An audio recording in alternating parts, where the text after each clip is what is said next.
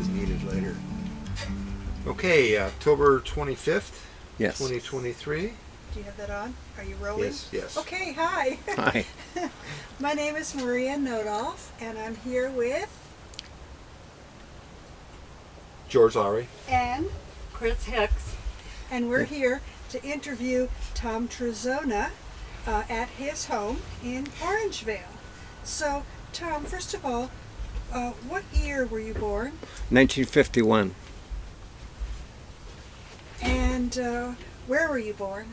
In Ross General Hospital in Marin County. And where were your parents born? My dad was born in Michigan, I think Sault Ste. Marie, and my mother was born in Helena, Montana. Okay, so when did you move to Orangevale? It would have been, my dad came up with Aerojet building, he was an operating engineer, so he dug foundations and things. So he probably came up in 51, but we came as a family in 53 in the summer.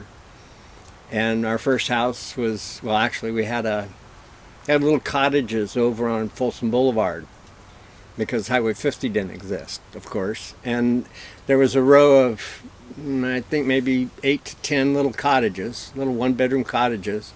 And I remember coming there in the beginning because we had the washing machine in the back, out the back door with the rollers. Mm-hmm. And that was, putting clothes through was kind of neat. And they brought water down in a wooden trough. And, dumb kids, we used to get tubes and get in that. They did, I didn't. I was only 2.5. Three. Yeah, probably 3. So where did the trough come from? They were drafting it from the American River. Okay, so is this something your parents did, or is this No. This was something that existed. It was a way to get water from the river out to, past Aerojet out in that area for agriculture. And I know there's a pathway that takes water that way, and it probably followed it. But the trough that I remember was maybe 4 feet wide, and it was wooden, so like a boat. If it was wet, it swelled together and didn't leak. Well, it leaked a little bit, but. And then we moved to Orangevale Avenue, and rented a house there. And then it would have been 55. We bought a house on Central Avenue, 8871 Central Avenue, up the street from Christie Hall. Okay, so I know that Orangevale, the original Orangevale colony, had redwood troughs that brought water in, but I always thought they were about 4 inches wide. Am I wrong? Oh, I don't know that, but I know. Well, they didn't. They didn't have any other kind of material. Right. I mean, up in El Dorado County, for irrigation, you could get ditch water or flume water. Yeah. There you go. Yeah. Okay, so they used to tube down the... Well, I don't even know what they floated in. Material like we have today didn't exist then, so I don't know what they actually floated on. They might have just got in and rode it down a ways, and then you had to catch a bar to get out. That's why the little guys didn't get in, because you'd be gone. Well, he didn't make it today. And and that's the other thing. We're all kids. There's no adult supervision. That didn't exist. When you're in Orangevale, it's kind of, I'll see you tonight. Don't get in trouble.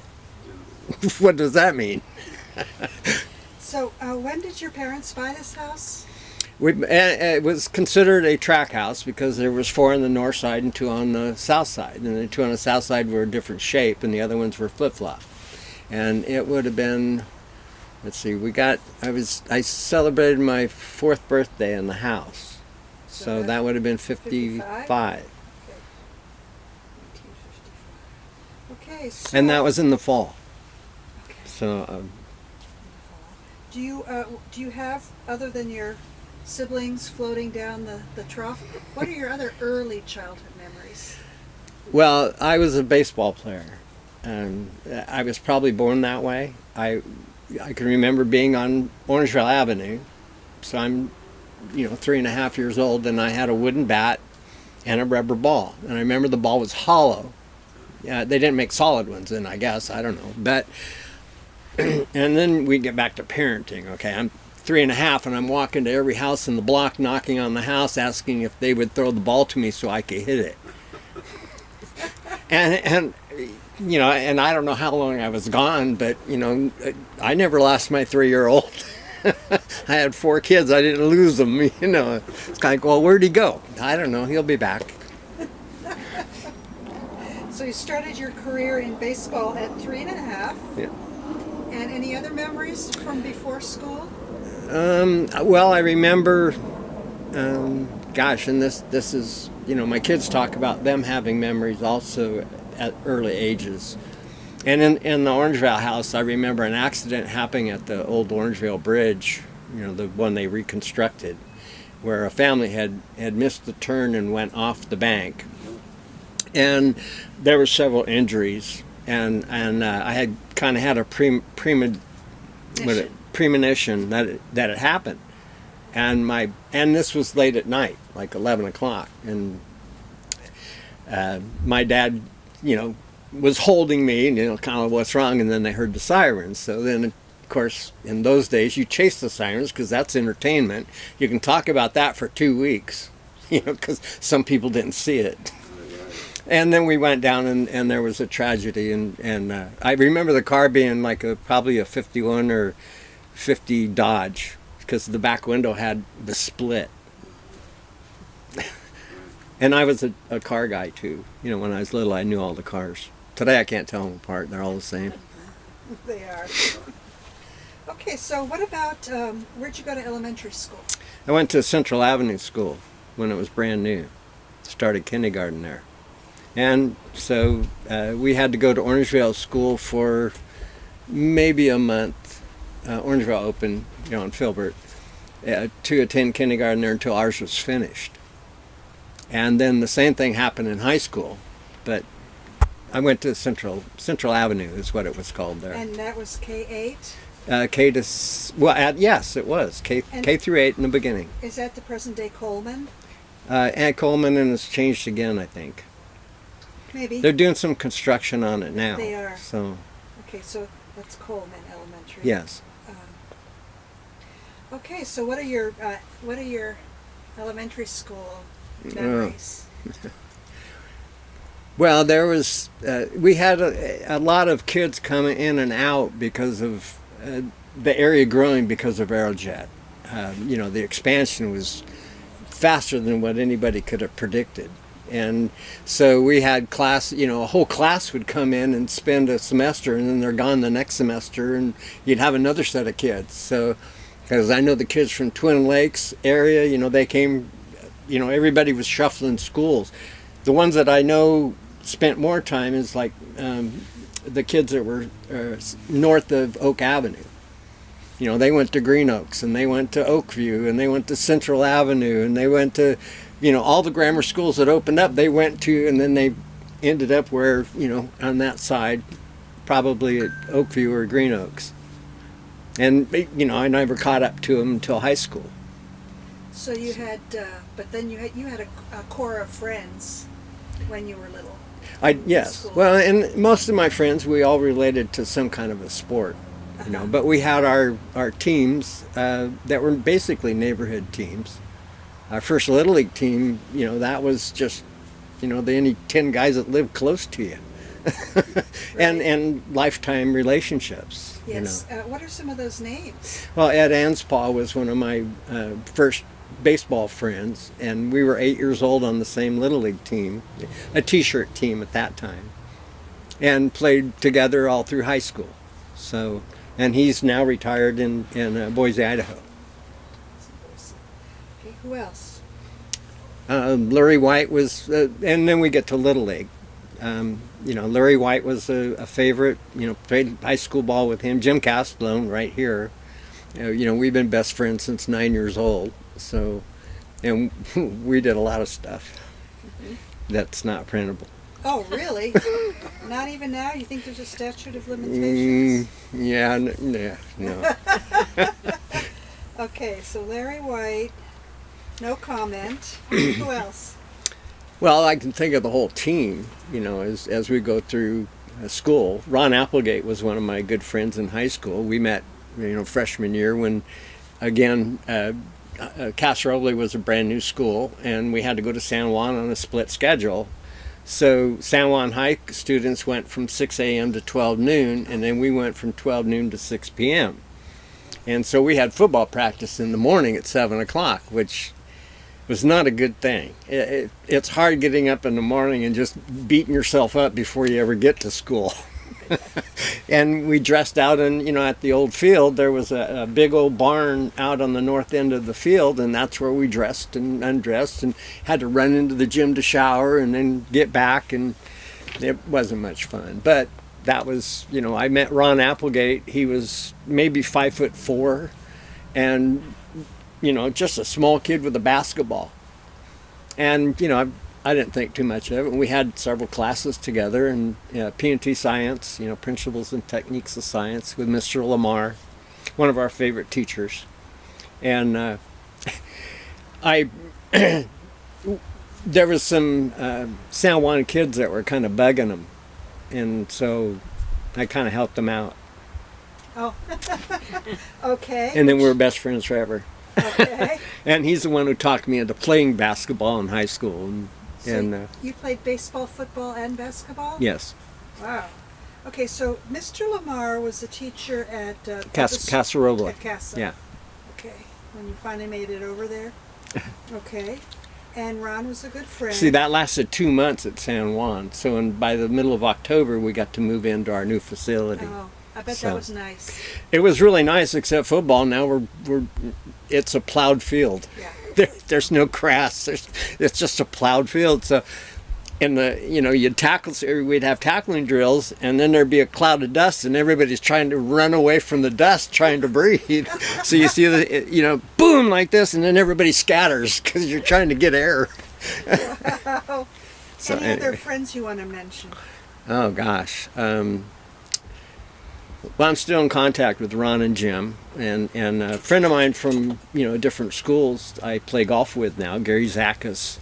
He was a phenomenal baseball player from Mariloma. Played with the Philadelphia Phillies, or signed with them, and played a couple years in their minor league system, and super guy.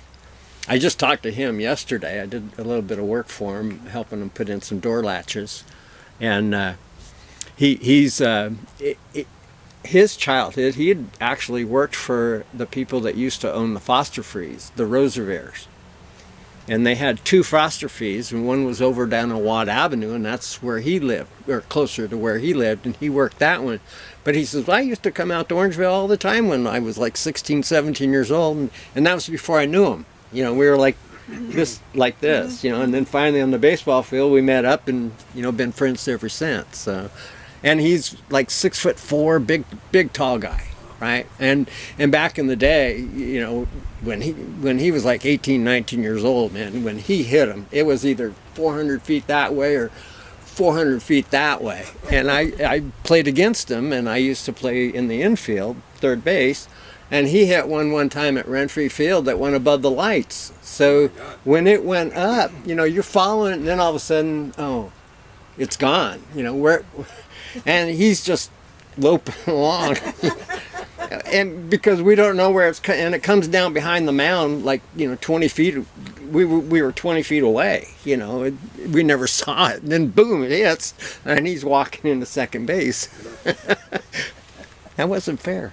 No. So Anyway, the Rosaires, did you know them? I knew Sport Rosevere. He played Little League. And So he was a son of the owners? yes. They lived on Crown Street, Crown Avenue, I think it is. Okay. My next door neighbor when I was little, Billy Terpenning, we grew up together, and that's part of the story with the Orbit gas station. The house that used to be there. Yes. Was so much prettier than the Calder house across the street. Had, to me, as a little guy, I think they tore it down when I was like 8, maybe 8. But I remember his mother used to do the cooking in the breakfast and the lunch for the tenants, because I think it was like an 8-bedroom rental house, or tenant house.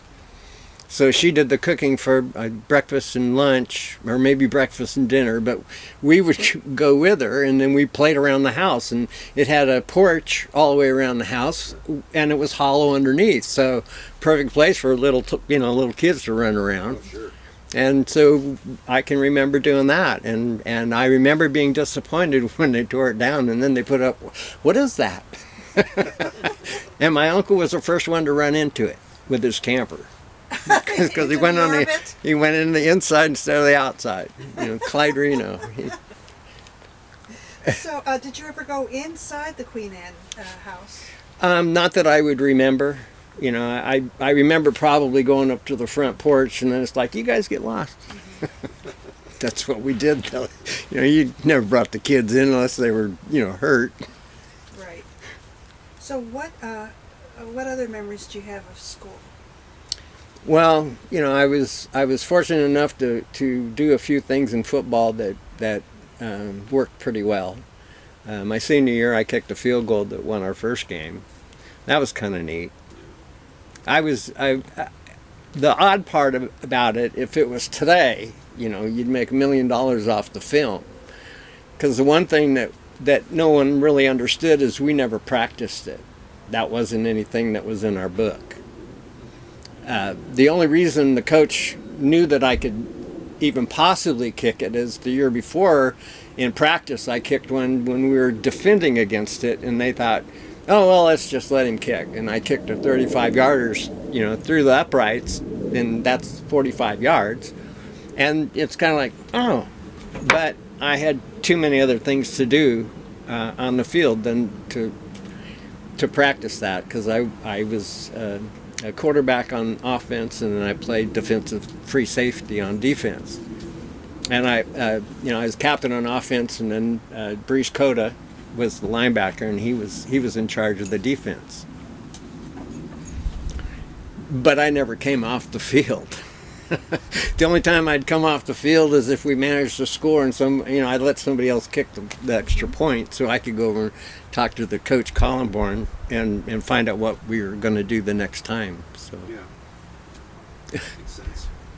And I wasn't the only one. I mean, we had probably 8 guys that went both ways. Yeah. Yeah. And so conditioning, we were in really good shape. I bet you were. Yeah. Okay. After high school, what did you do? Well, I attended college. I went to American River College.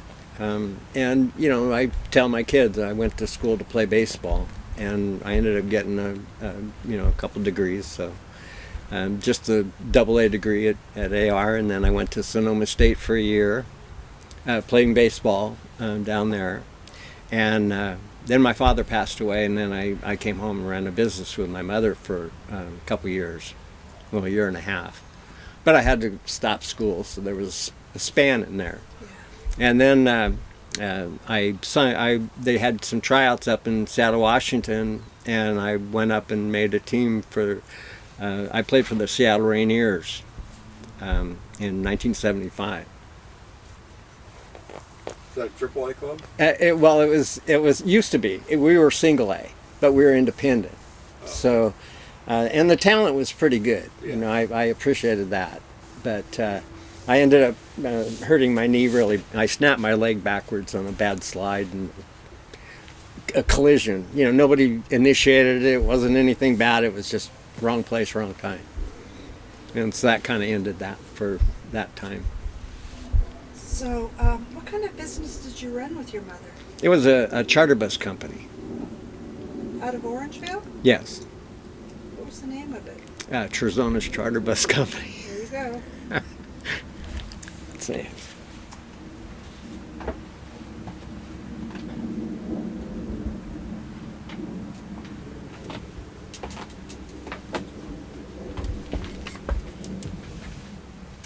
Oh, I love the accent. That's my dad in the machine that he ran. Nice. And that particular machine, they had produced it in Ohio for this project at Aerojet. That's the second one that came off the line, and for some reason they didn't put it on a train and send it out. They flew him back, and he drove that out to California. Oh my God. Top Whoa. speed was 28 miles an hour, so it took him 2 weeks. Oh my. That's crazy. And he talked about going over the Grand Tetons where it went so slow you just tied the steering wheel up so you could take a nap.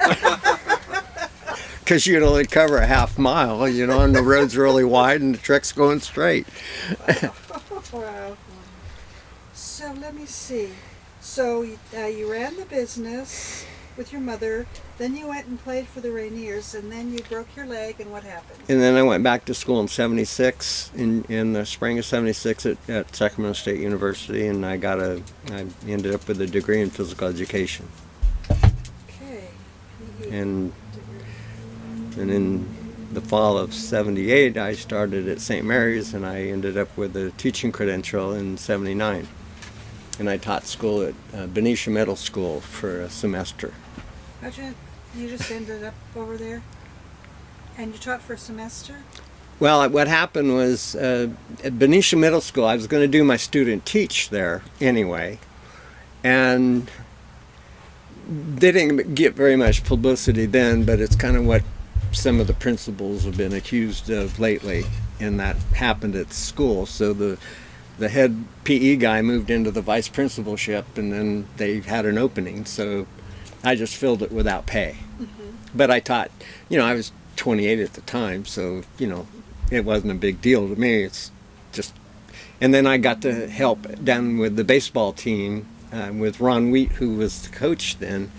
Benicia High School, we went 18-1. We missed the state championship by an error in the last inning. Only error we made in 10 games. We never gave away a game, and that was the one we lost. But great experience. How'd you end up back in Orangevale? Well, I came back with I came back and I stayed with my mom for a while, and when I hurt my knee, I rehabbed it, and the doctor sewed it back together, and I didn't want to limp, so I did a 3-mile layout in several different areas of Orangevale from the Central Avenue house, and I bought a property on Central Avenue between Filbert and Pecan. It's right across the street from the Orangevale Water Company. I built that house Oh, okay. by myself. Do you remember the street address? 9032. Okay, and that's on Central. Yes, on the south side. Okay. Looks really good now. They did a lot of nice work to it. And then what happened? Well, I decided. Well, that was before I went back to school, because I didn't like an apartment. So I ended up buying the house, and I had got a really good deal, and it was a man, Mr. Comstock, and so I ended up buying that half acre for $15,000 cash, because I was very frugal and I saved every penny I had, and at that time that's a lot of money. Yeah. 1975. And so then you built the house. Did you have any experience in construction? not really. I mean, I understood it, and I knew what codes were, and I knew what wood was. So it made sense to me. And I was a strong individual at the time, so I did, a lot of work on it. And I did just about everything by myself. I hired a couple kids to help me with some of the bigger beams that I put up, because I had an open beam ceiling in 2 different areas. My friend Ed Anspaugh at the time, he was a mason, and he did the brickwork for my fireplace. I had a freestanding fireplace. And so he did the brickwork on that, and I carried for him. It's like, what do you need? And then I had Mike Stokes, owned Mike Stokes Tile and Marble here in Orangevale. He did the tile for me. So those are the only 2 other people that helped, did anything else on the house. My nephew helped me frame my garage. So Where was Stokes Tile and Marble located? it's over on Main Avenue right now. It's still there. Yeah. Actually, I know Mike retired, but the workers that he had were really good, and I think they bought the store from him. The whole process. And does he still live in Orangevale? I think he does. I haven't contacted him for a while. And he was a young man that I met in 7th and 8th grade. Because when you lined up for PE, it's Mike Stokes, Tom Trezona. He was in front of me for 2 years. And he went to Bella Vista. And then the next time I caught up with him, we were doing a Street of Dreams house out in Folsom.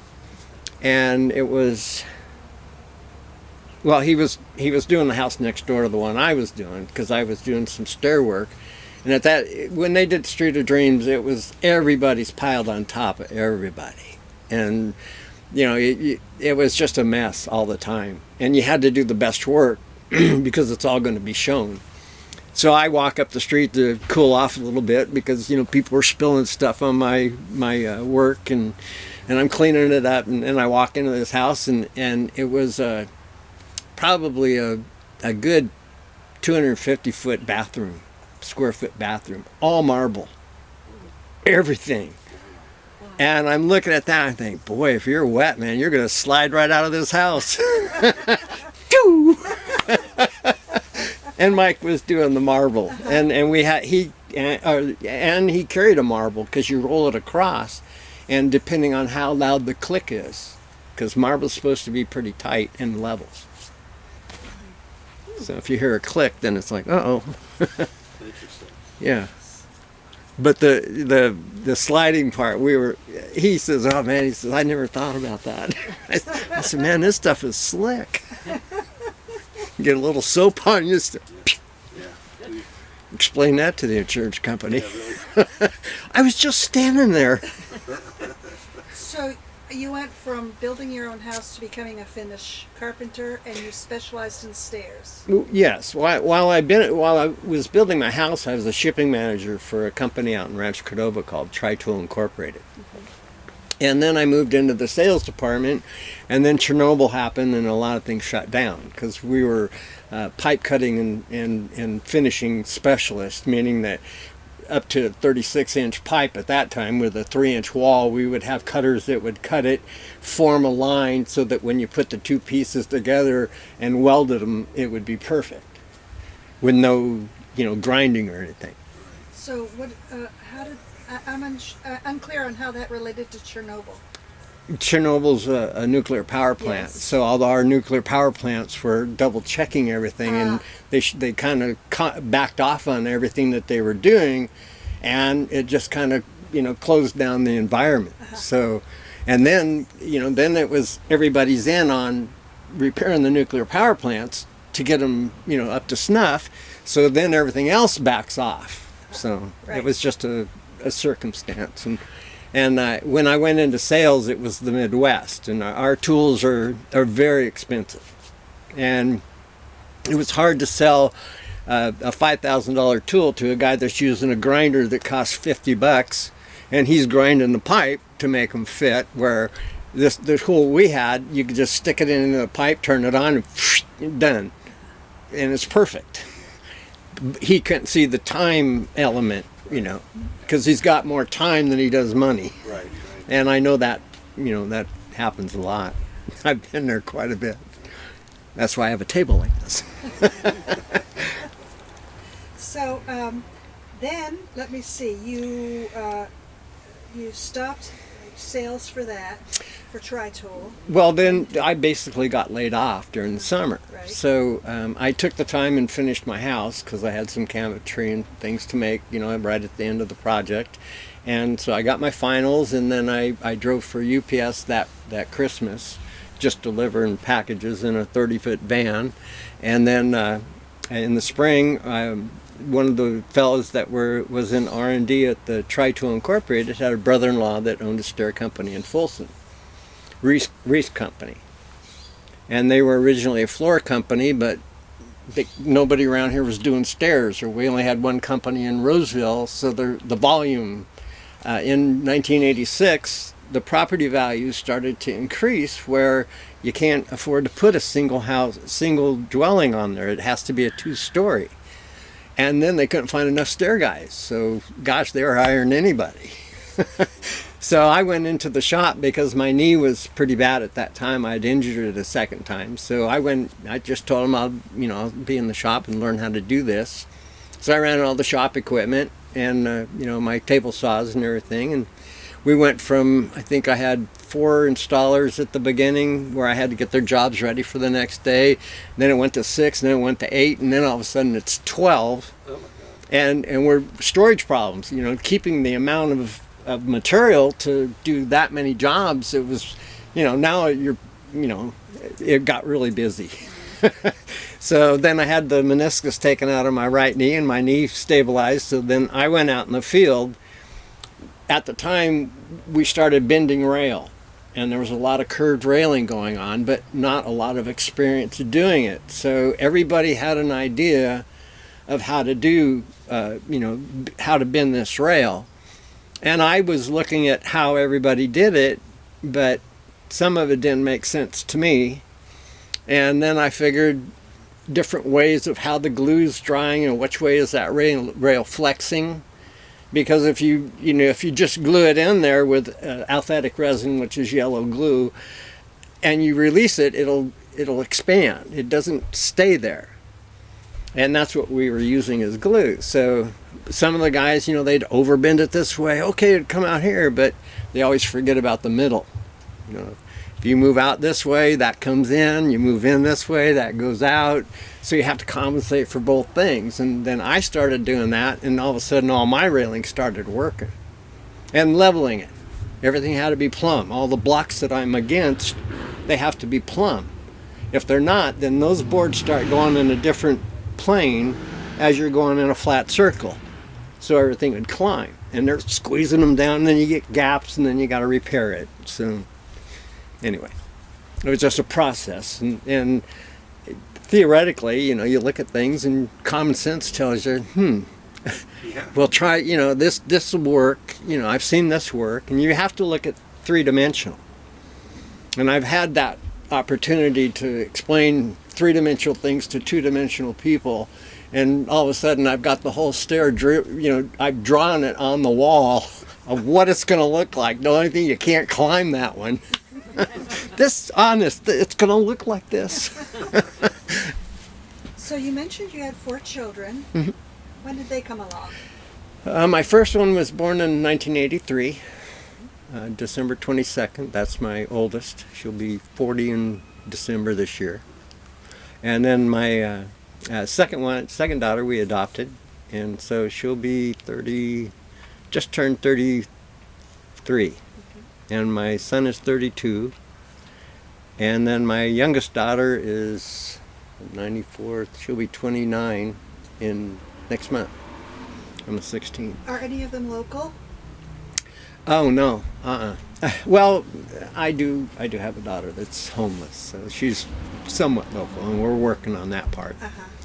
My youngest daughter now, she's a graduate of San Francisco State, played softball for them. She played at Sierra College for 2 years and transferred to San Francisco State and graduated with a degree in psychology. And then she became an EMT. So she's been an EMT for the last 3 years. And she entered nursing school down in Mount San Antonio, down in San Bernardino County, a year ago. So she's in her 2nd year of nursing school there. And in her breaks, she comes up to Petaluma and, actually Roanoke Park, and works for the EMT there. That's great. So did any of them go to school in Orangevale? Yes. Casey, my youngest, and my oldest, Shannon, were both graduates of CASA. So what elementary school was? Green Oaks. Green Oaks, and then? And, Casey, Shannon went to Orangevale, or Central Avenue, and till 4th grade, I think. Yeah, 4th grade, we moved to Hawaii. in '94, and my youngest was born in Hawaii, on Oahu. At I forget what the name of the hospital is now. Real common, Queens, I think, Queens Medical, maybe. Anyway, and that's my Hawaiian child.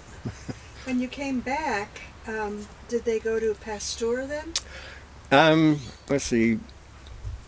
No, when we came back, they went to Green Oaks. Shannon went to Arcade. So she went to Arcade for 2 years, and then to Casa. See, Jordan, and in 2000, my ex and I split up.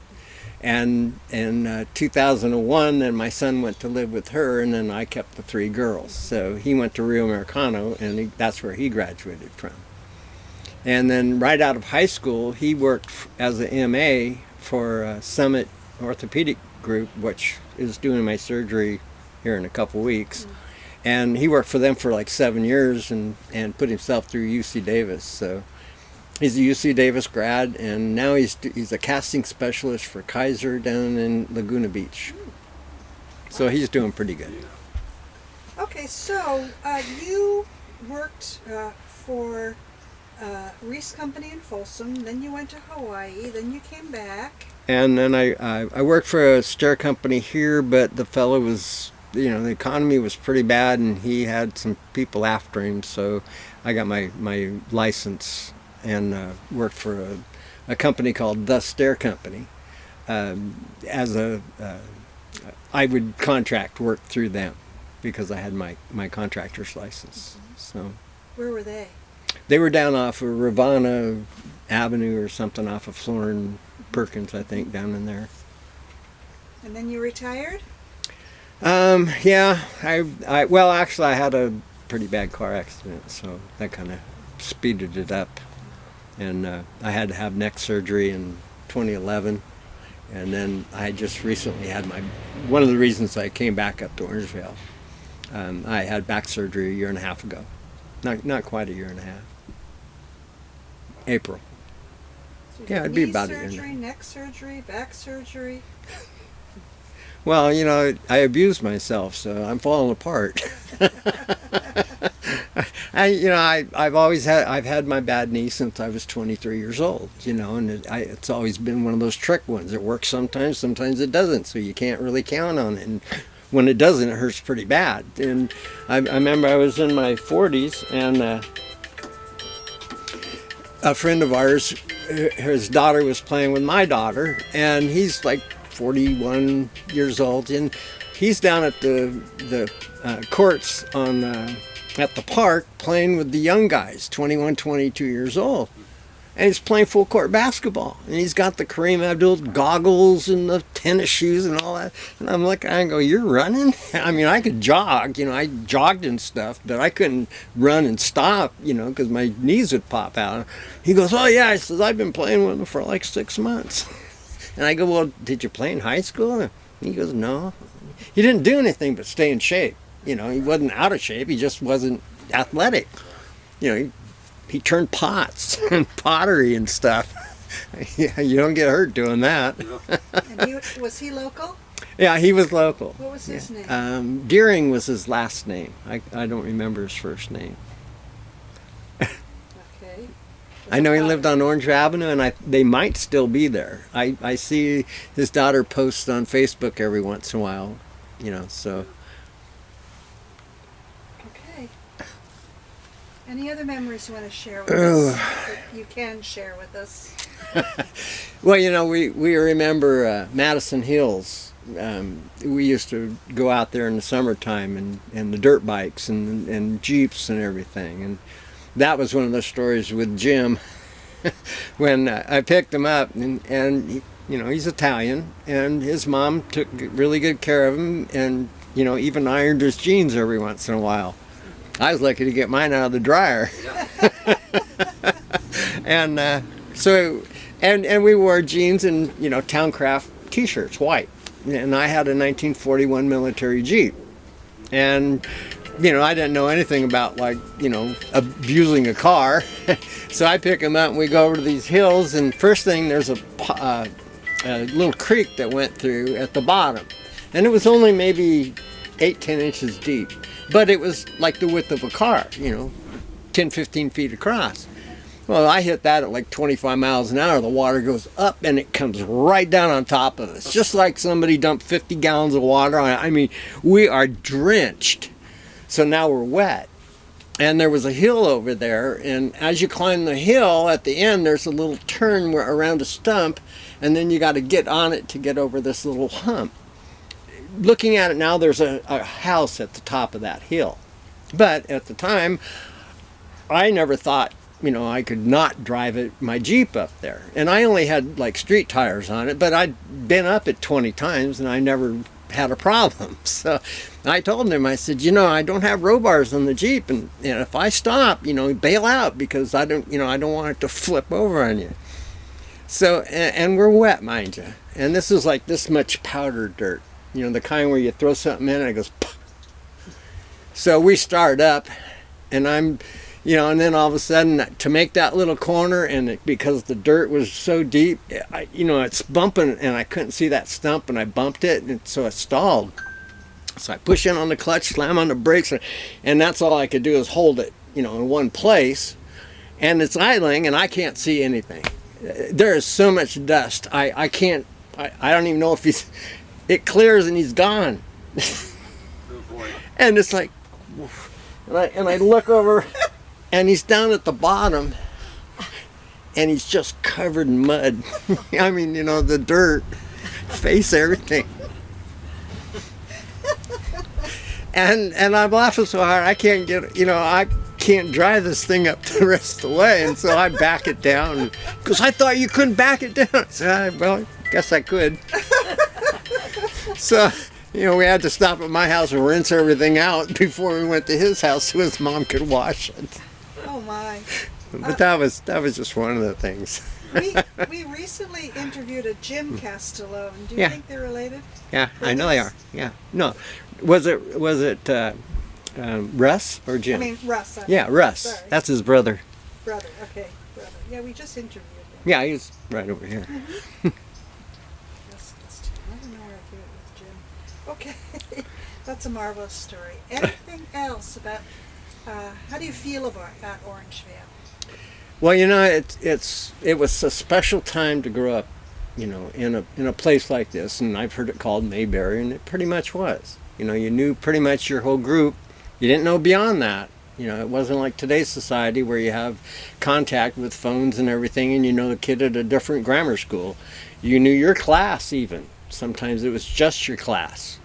The kids in this other sixth grade, you don't even know who they are. And so it was different then, but it was so much more free, I think, as far as thought. You never think about all the traffic that you got to avoid when you drive around Orangevale now. There's certain times you don't get out of the driveway, and there's certain times you do. Well, back then it was single car families. People forget about that. Single car families. Dad went to work, he came home, Mom went to the store with the kids. And that's how it was. So there, during the day, there's 8 hours. There's nobody on the road at all. So from my house on Central Avenue, walking past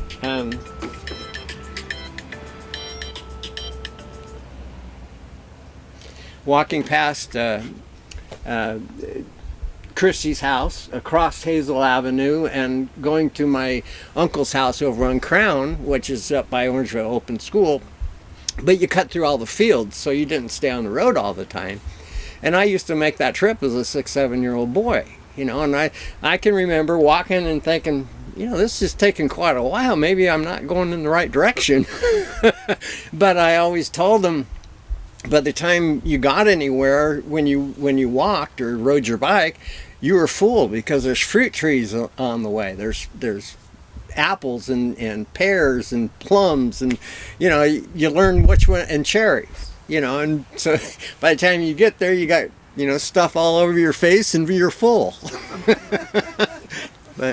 And Orangevale was just kind of the it closed down on Friday nights and didn't open till Monday morning.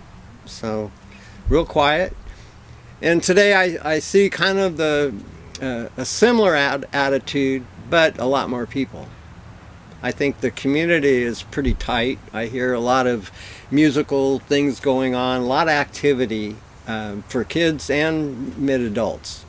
We didn't have mid-adult entertainment when you had to drive downtown. Oh, that's 25 miles that way. I can remember, doing 100 miles and never even leaving the county. Yeah.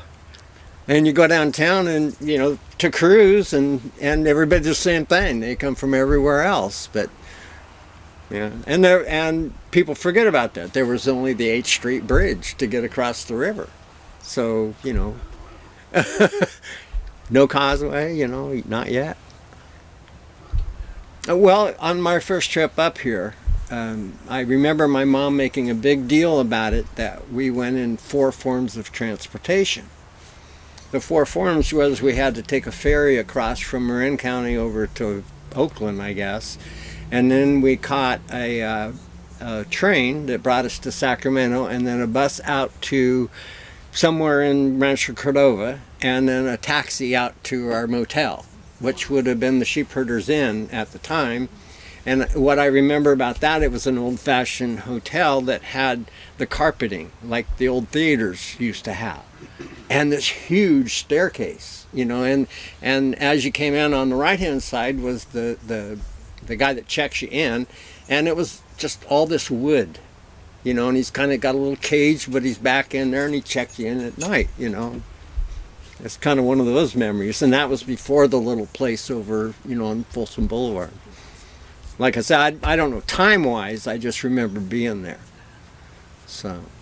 Excellent memory. And then my car, see, Mr. Baldwin, the CHP, I went over to Christy. Christy's mom was babysitting, or Christy was babysitting me, and they had a lot of concrete around their house. So my father had bought me a Corvette, or a Ferrari, a fiberglass Ferrari with air tires. At the time it was $400 from England. It had a battery and an electric motor.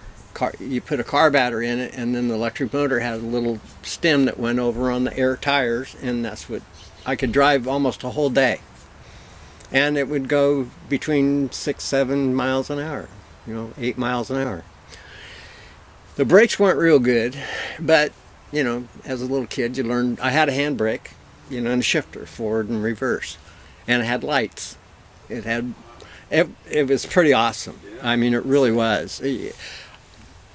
I'm sorry I got rid of it, but the guy I gave it to, I'm sure he cherished it well. But I drove it in the 1957 Powwow Days Parade. It was either 57 or 58, and I do have a picture of it somewhere, because my mom had a styrofoam beanie hat that she made me wear with sunglasses.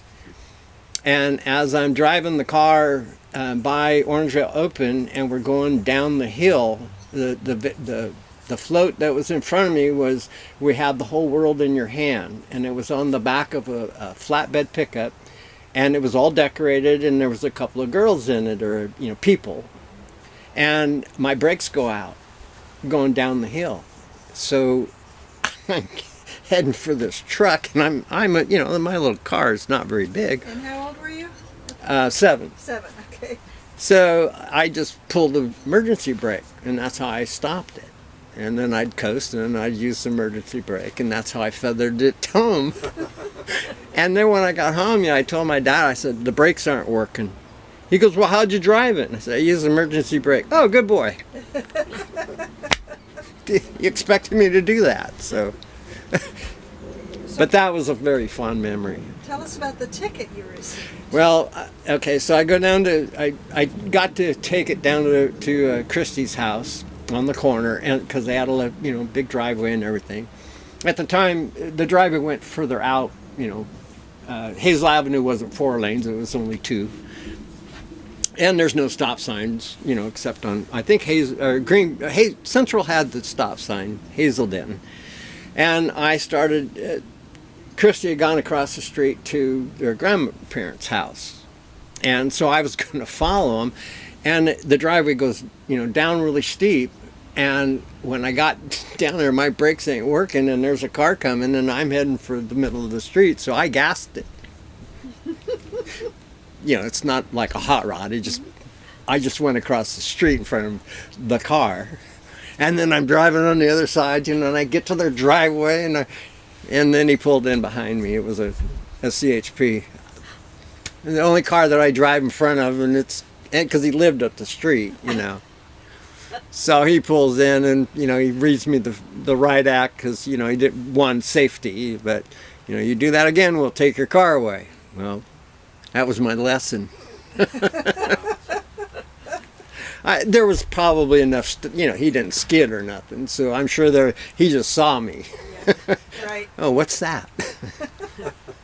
Well, if you come across that photograph, you'll have to call us. We'd love to see that. Yeah, I moved so many times, and I lost a lot of stuff in the. If you find it, so, let us know. We'd love to put it in our archives. Okay, and I've got a couple other ones. The one thing that I like is the kids that bring in the pictures of the youth center. That gets back to the Little League. See, I was fortunate enough to be selected on a major league team when I was 9 years old.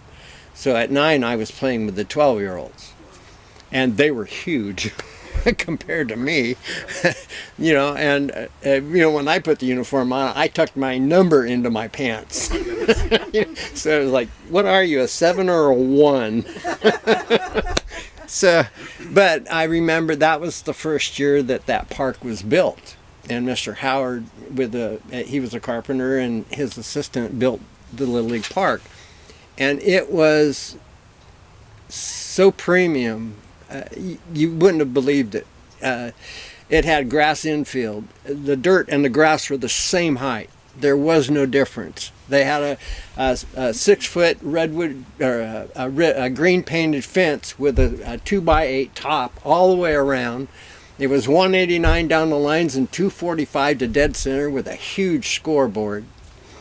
And I remember opening day, one of the boys, a 12-year-old, his name was Carl Warren, he hit one over the scoreboard. Oh my God. Yeah. Because when I was 12, there was only 4 home runs hit. I had one, Jim Knox had one, and Marvin Rendell had 2.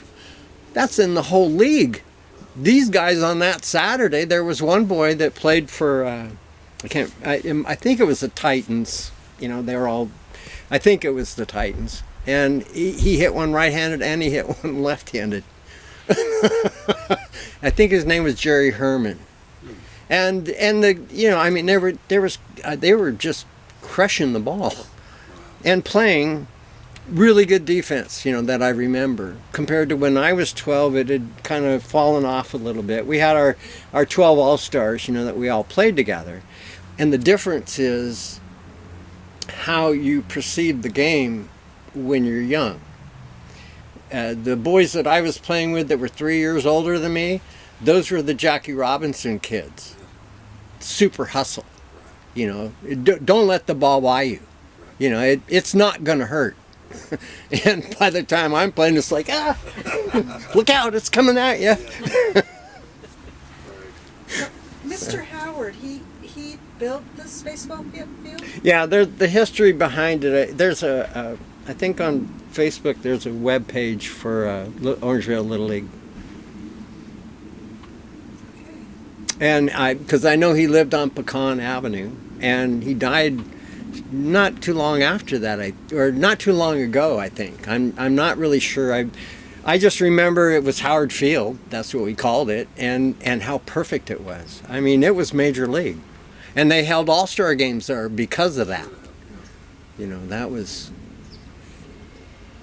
That's marvelous. Anything else you want to share with us?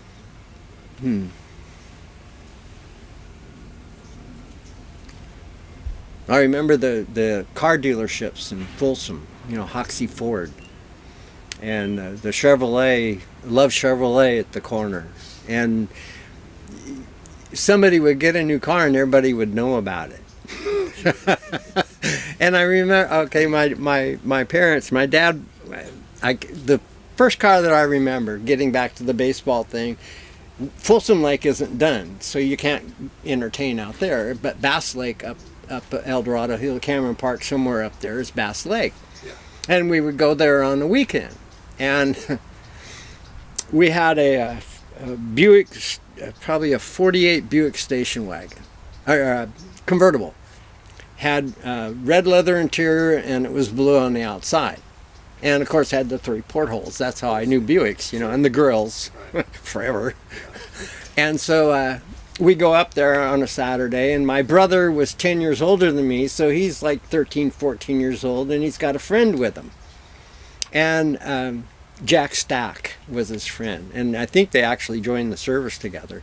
And Jack is on Facebook page with me. He's probably 81, maybe 80. Anyway, somewhere in there. So we're at the lake, and I have my bat, and I don't know where the ball is, but I remember it was a paper cup that I was trying to hit, and I'm throwing it up, and the wind's blowing it, and I'm swinging, but the wind is at my back, and it's blowing it away, and I keep picking it up, and I'm not looking where I'm going, and my dad is laying on a blanket like this, and I hit him in the head, and it's, oh! Oh my God. And then I remember my bat just flying out into the lake. And then I spent the day in the back end of the Buick, walking back and forth, because I was on timeout. I bet. I'm glad he didn't throw me in the water. I just remember the bat making noise. Oh, my. And it's gone. And then later in the day, I'm walking. They had little ditches that would drain off into the lake, and just French lines. And I'm walking this ditch, and I step on a broken beer bottle. Oh. And so I cut my little toe really bad. Kind of sliced it up the middle, and of course I'm crying, and at that time everybody, shut up, you got nothing to cry about. They never looked at you. And Jack Stack came over and picked me up, and the blood is just squirting out of my toe. And I remember wearing a bandage on that foot for like ever, because it had cut my little toe so bad. Same day. Probably wasn't a good day for me. Guess not. So was Jack Stack was not your contemporary? He was an adult? He was my brother's friend. Okay. So He was older. he was probably a year old. My brother was really young when he graduated high school. He graduated in June, didn't turn 17 until, my hummingbird? Yeah. Mm-hmm. Yeah, he's my buddy. So he didn't turn 17 until August. So, he had skipped a couple grades in between. And at 17, he owned the world. So. As we all did. Yeah, Yes. and he wanted to join the service and become his own boss. So my dad said, okay. So he went down and signed him up. So they went into the service together. And, of course, he gets out, when he's 21 years old with 4 years of, experience. So. And then he went to jail because he had some outstanding tickets down in Oxnard or somewhere that he never took care of. That at the time would have been $1.50. They ended up being $100. So my dad made him stay in jail for a whole night. That was a big story, And that was another thing, when you're in Orangevale and the entertainment is limited. Maybe somebody goes to a drive-in theater or a movie, and then you talk about that, when adults get together. It's like if you made a trip to Los Angeles, that was fantastic. You could talk about that for 2 weeks. Yeah, my uncle. Well, yeah, we're heading down 99, and we're averaging 60 miles an hour. Yeah. Only took us 10 hours. It's like, what? 10 hours, I could be in LA and back again. Nowadays. Yeah, just catching the flow, that little thing. I just get behind somebody going really fast and put my magnetic out and just There you go. tag onto them. Drift. Yeah, I draft them. Right. Cool. So, yeah, it was Orangevale again. It's still a very appreciative place, and a lot of people have discovered it. A lot of really nice houses going in. I noticed that part. I have actually a few friends that live out here. You know, Yeah. but the location. You know, when I was a kid, you could get on your bike. Ed Paul and I and his older brother would ride down to the bridge, you know, Rainbow Bridge, and fish all day. You know, and we could see the trout. They just never, yeah, they'd never hit anything. So, and that was before, well, even in 1970, see, Hazel Avenue didn't go through. You had to go down to Sunrise. But when we went down the river, we'd get in at the Rainbow Bridge, and we'd ride it all the way down to the old Fair Oaks Bridge. Somewhere in there you'd park, or even Watt Avenue. Sometimes we'd go that far. And that's a 8-hour trip at the, you know, summertime, because they'd cut the flow back. Yeah. And I spent most of my time on the bottom, you know, just because I was athletic, you know, and we had a bus company, so I had these gigantic inner tubes, you know, 1120s, and I'd pump those things. That's a raft. Yeah. And I put a rope around it so I could get in it, but I would just kind of hang on to it and go down and look at everything, and you know, come back up in the middle. Nobody even knows you're in it. So, yeah, that was fun. So, Well, if you run across any photos that like of historic Orangevale or Orangevale, you know, like maybe the house you constructed while it was under construction, anything like that.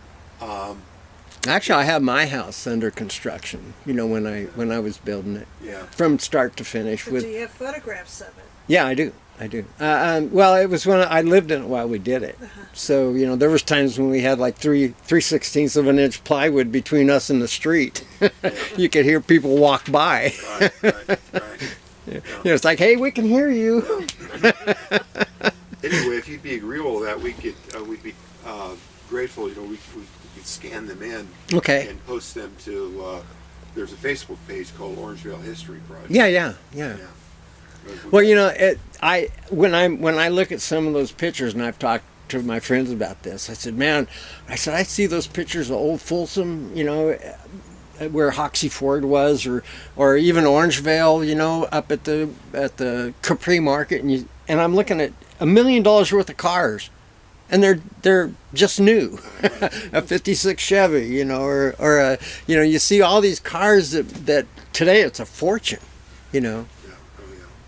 So, because that was one of the things we talk about that now, is the kids don't have any interest in cars because they're all the same. I mean, they like to drive them fast, but they don't like to build them.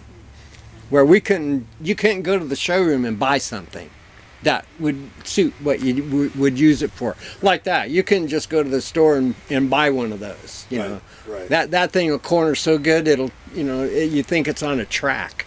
And you're talking about My little car here. It's a Miata. Yes. It's a 97, so it's the last of the pop-up headlights. And now it's a classic. Oh yeah. I've got 255,000 miles on it. Wow. It runs great. I just passed smog the other day, and I'm looking at it, well, that's better than the first time I did it. Marvelous. All right. Well, we certainly appreciate your time. Well, I appreciate that you're interested. Most entertaining.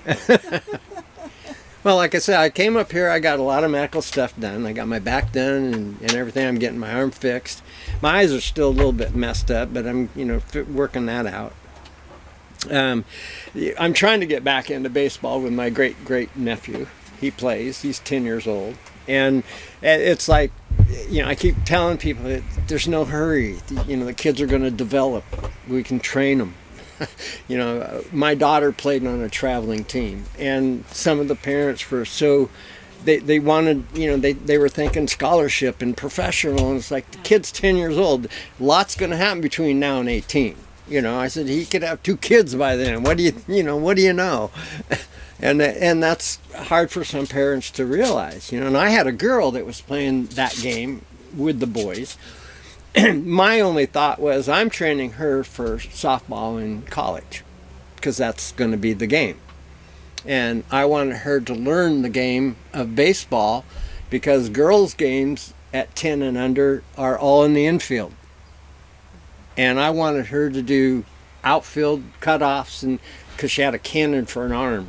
You know, in college she threw people out that, you know, 200 feet, nail them. Yeah, and I got some pictures of her hitting home runs. That's pretty cool.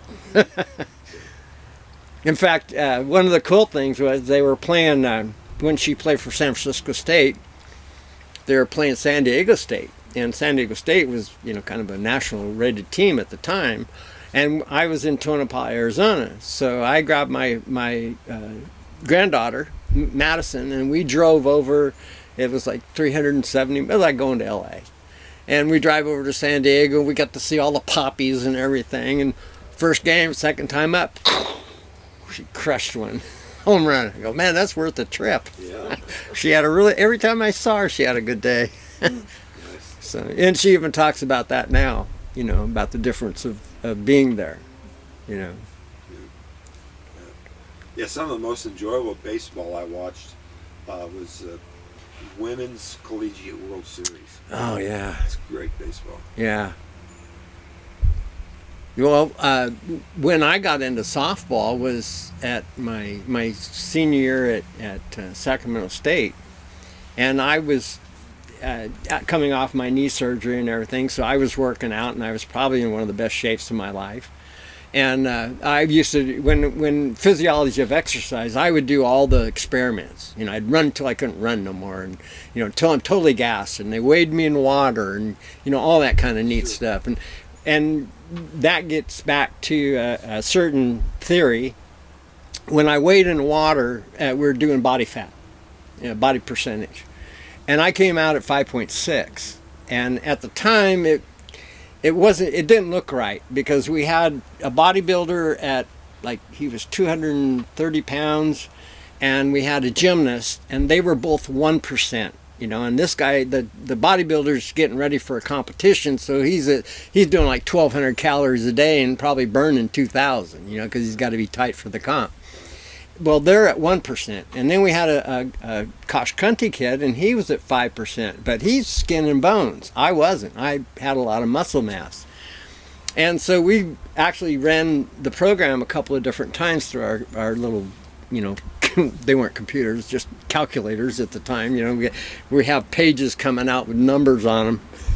And if you miss one number, you got to start over. There is no reset. So anyway, we ran it through our professor, Dr. Ferreira, and we were talking about it, and I had my shirt off. We're looking at it, and he goes, well, he says, we can do the pinch. So we did the pinch, and that came out to 9.5. And he says, well, that's more like it. And then we were like, well, what's the difference? Water's supposed to be the most accurate. And the difference is the density in the bones and the muscles of some people is greater. Black people, for years, that's the density of their bones and their muscles. It was difficult to swim. I know what they feel like, because I sink. My senior year in high school at CASA, they weren't going to graduate me because I couldn't float. Mr. Clausen, the PE instructor, he thought I was putting them on, right? So he made me get my suit on, and I go out to the 12-foot pool, and I take a full breath of air, and I sat there on my back, and then I just watched them fade away. And then he sticks his head in, and he goes like that, and then I like that, and I went right down to 10 feet and hovered right there. I wasn't on the bottom, but I'd stay at 10 feet. And then I came back up, and I go, I can't even dead man's float. It just didn't work at the time. I just had, my mass was, greater than the fat that I had. Today I could probably float all the way down the river. But that was one of the theories, and it proved positive for some of the my theories in life in general, like how many fat cells you're born with and how you get rid of them. And it's usually, it's related to maturity and how often, how some kids mature at 10 years old, some not till 13, 14. And like my brother, he was a young kid to begin with, but between 16 and 17, he grew 5.5 inches. Oh my God. And all of a sudden it's like, you got this kid, nothing fits. And that was a lot. So, and I know people that, in their 20s they've grown. Some of them you didn't want them to grow, but they did. We had a notorious person that lived here, Chris Dyson, and he was I grew up with him, and he was what we'd call a badass, a tough guy, and you always wanted to be on his good side, and I never had a problem with it. Of course I never did anything. So, but he was one of those that as he got older, he not only grew physically but height wise. So there was a late maturity there. And he was only maybe about a month older than I was. A year ahead, but only a month older. Is he still around? I think him and his brothers are in Florida now. So. Okay, well, this has been wonderful. If you find those photographs, please. Oh yeah. I keep looking, and I tell all my friends, like Sally Prothers.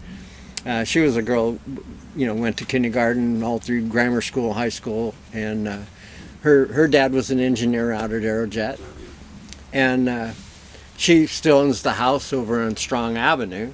So I think next month she's coming into town.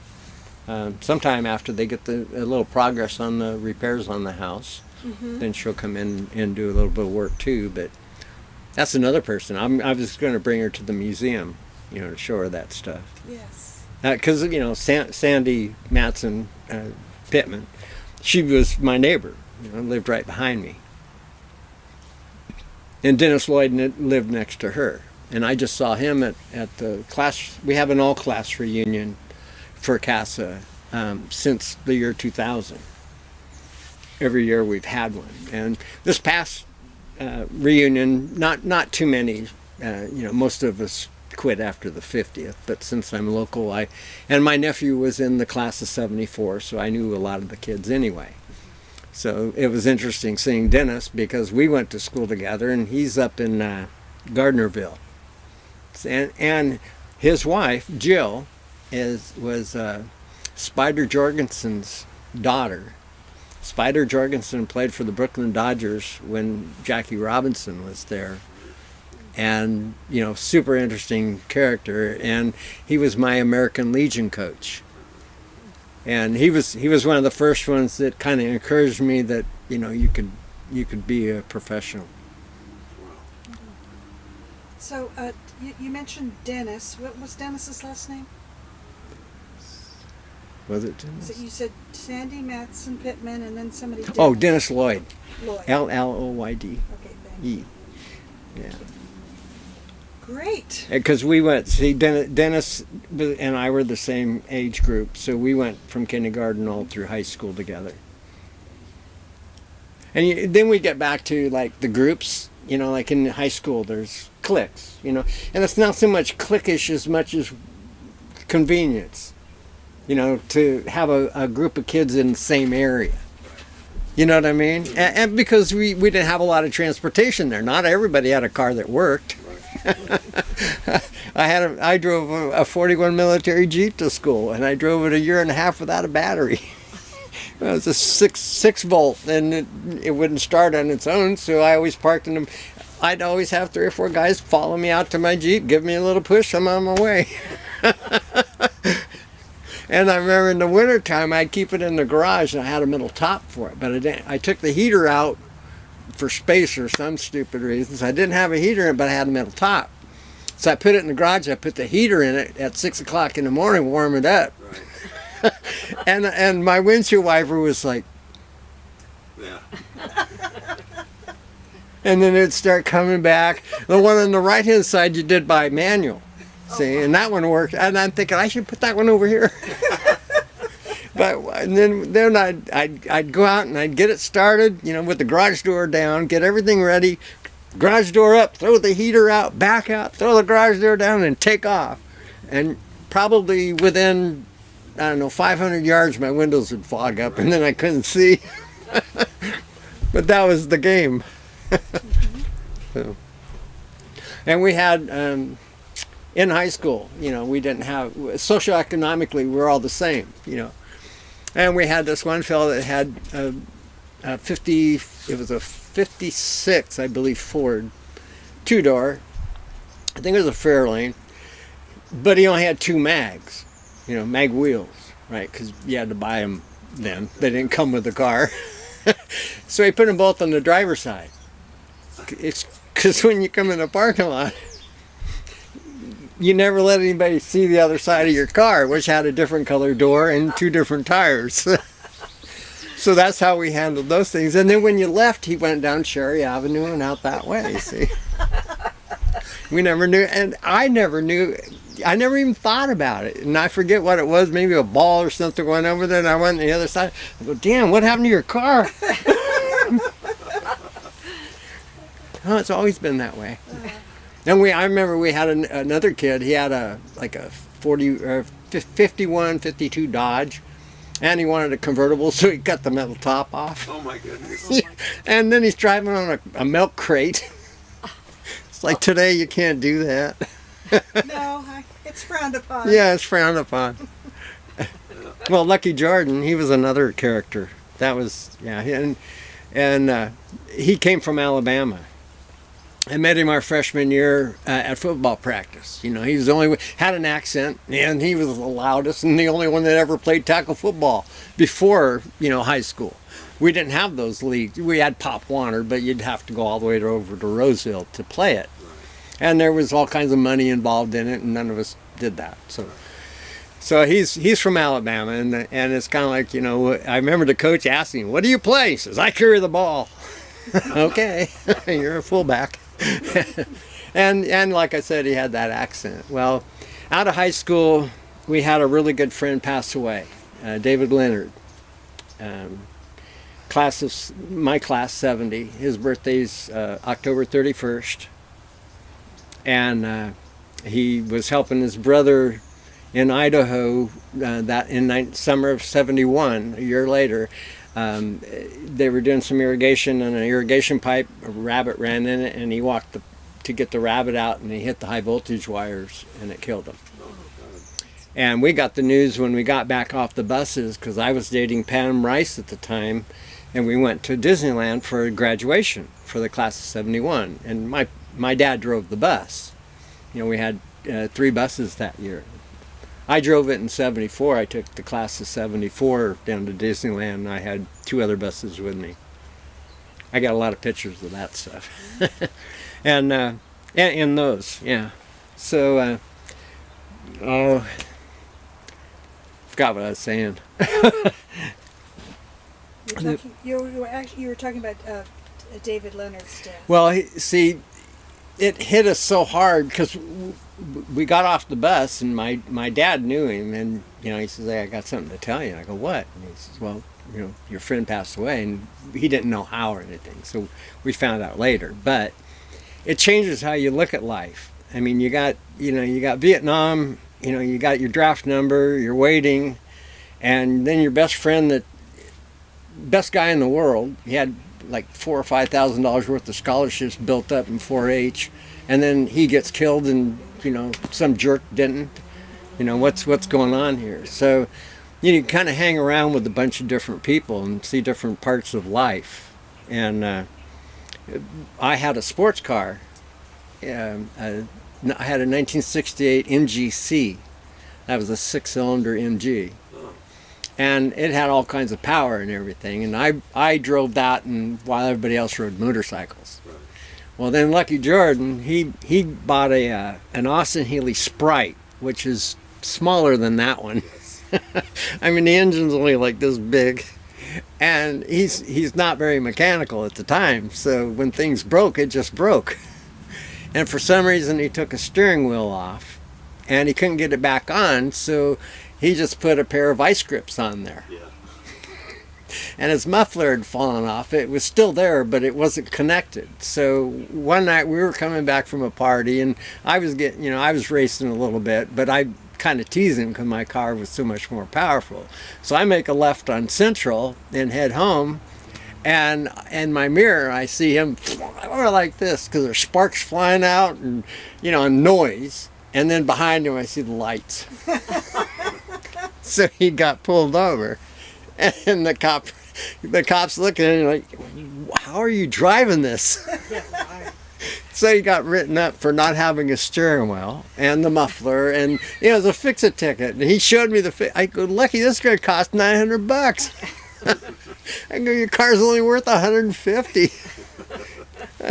But that was, when he came in for, and we got it all fixed. We ended up, I think, hammering a steering wheel on and welding it or something. But he goes to court, and the judge is like, "You didn't have a steering wheel on your car? How'd you fix that?" It worked for me.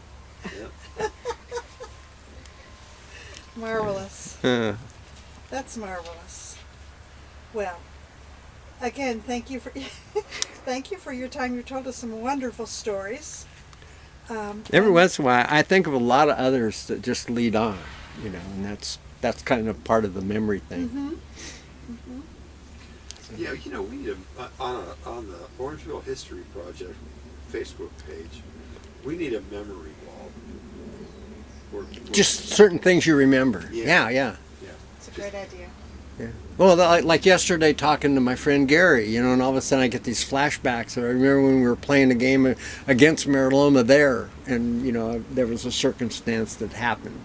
And one of the things that I could do is I could throw. I was a 5-point star my junior year, and then I had a few injuries.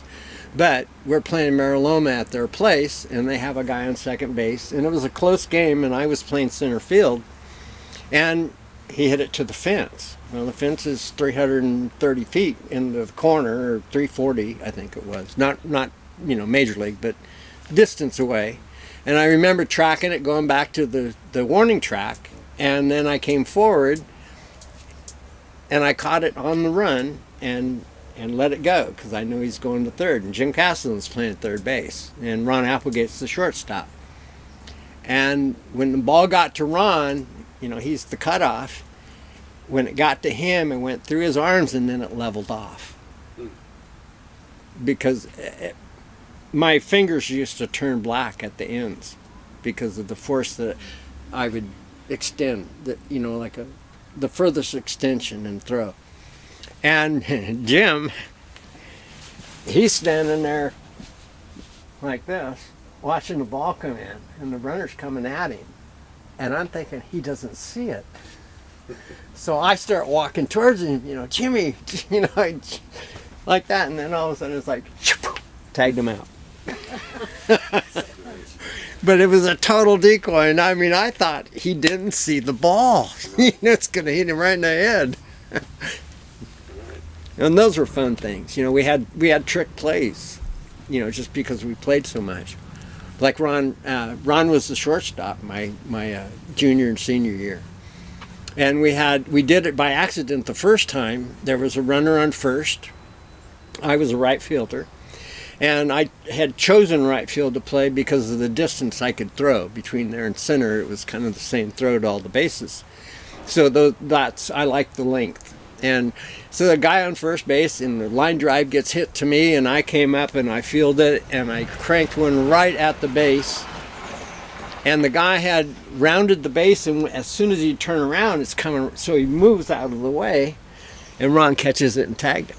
And he's only this far off the base. So we got in the dugout, and I said, let's do that again next time. We'll plan that. I'm just going to, no matter where the guy is, I'm going to throw it at him. Oh, okay, because I could. I was really accurate with my throws.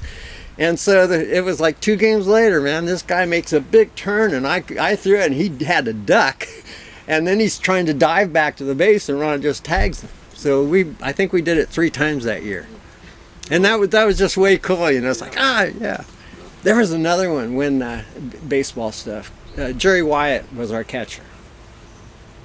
He's another Orangeville kid. He passed away here in 2010. Mouth cancer. Great baseball player. And he played for us his sophomore year, and then he transferred to Bella Vista with Dave Reverie. Well, he's the catcher, and I could throw, I could pitch, I could throw hard, I knew everything. I just wasn't a pitcher. And so I end up relieving in the game. We're playing La Sierra, and they've got men at first and third. So I come in with guys on base, and Jerry and I talk. He's catching. I said, okay, Jerry. I said, if this guy goes, what he's going to, I said, you throw it just like you're throwing. I said, throw it right at me, just like you're throwing to second base, and I'll cut it off, and we'll see if we can get the guy. Okay, we got that all set. So comes that, I throw the first one, nothing happens. Throw the second one, nothing happens. I've already forgot now. I come set, I throw it, the guy takes off, and I'm like 40 feet away, and he just fires it right at me, and I came up like this, and it hits me, hits my chest, pops up in the air. I catch it, and I turn around, and the guy's halfway. Ran right at him, got him out, right? Jerry goes, oh, great decoy. You almost killed me. I said, I forgot all about it. I mean, it was like, what are you doing? And it fooled me, it fooled him. So, because great decoy. That wasn't me, man. You almost killed me. So, that was a funny one.